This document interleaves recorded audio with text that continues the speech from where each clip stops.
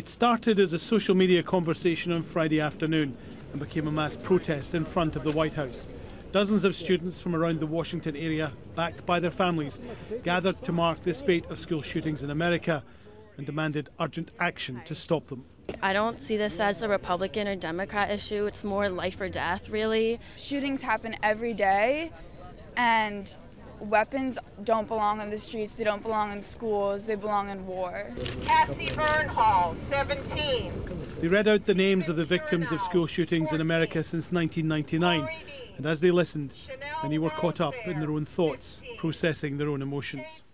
There have been mass shootings in America in the past, there have been protests in the past, but this time, the people think something is different, that this time, change can be achieved.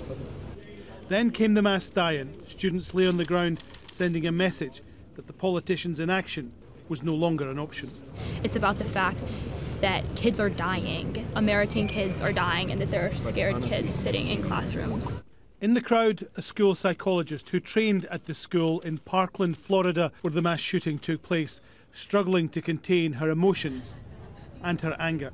My colleagues are providing crisis intervention at this time, and over 15, 20 years that they've been practicing, they've never seen such heartache.